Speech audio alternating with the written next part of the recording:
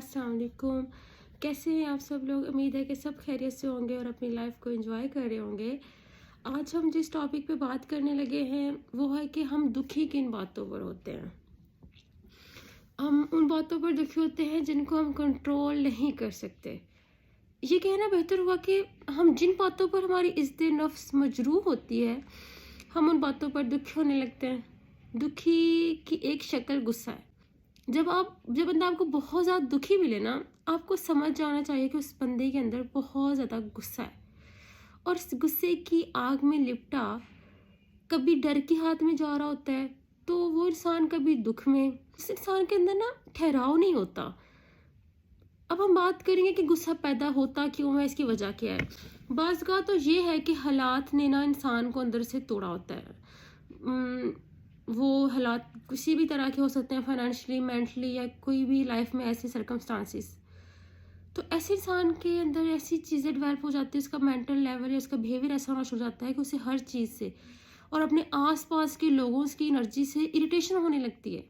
दूसरे फाज में हम उसकी नेगेटिव एनर्जीज जो हैं वो पीक पर पहुंच जाती हैं और उसको हर दूसरा इंसान जो है वो खुद से आरी फील होता है और ख़ुद वो दूसरों को, अपने आप को दूसरों से आरी फील कर लेता है।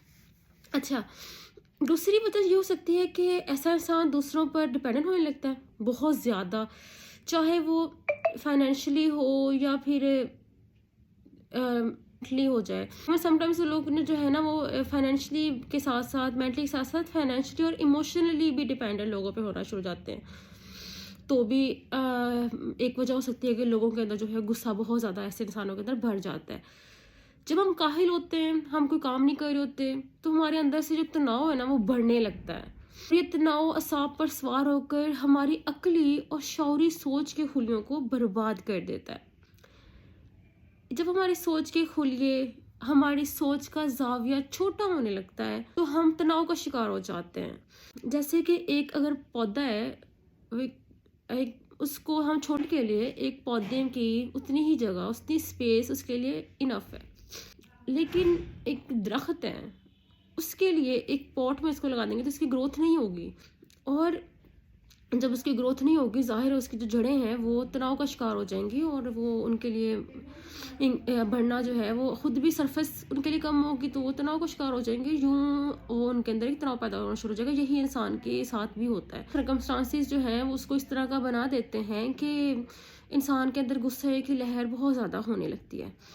इसलिए तो पहली बात ये कि हमें इसको कॉप अप करने के लिए कोशिश करनी चाहिए, खुद को प्रोडक्टिव बनाएं और जितना हो सके डर से निकलकर अमली तौर पर कदम उठाएं। कि अगर आपको किसी के एग्जाम्पल ले लेते हैं, कुछ लोगों को सोशल होने से खौफ आता है, तो इस सिलसिले में हमें क्या करना चाहिए। मेरी ये सजेशन है कि एक दफ़ा हिम्मत करके जैसे भी हो सके तो किसी दोस्त से कह दिया जाए कि भाई मैंने ये काम करना है, तो मेरी हिम्मत बढ़ाना।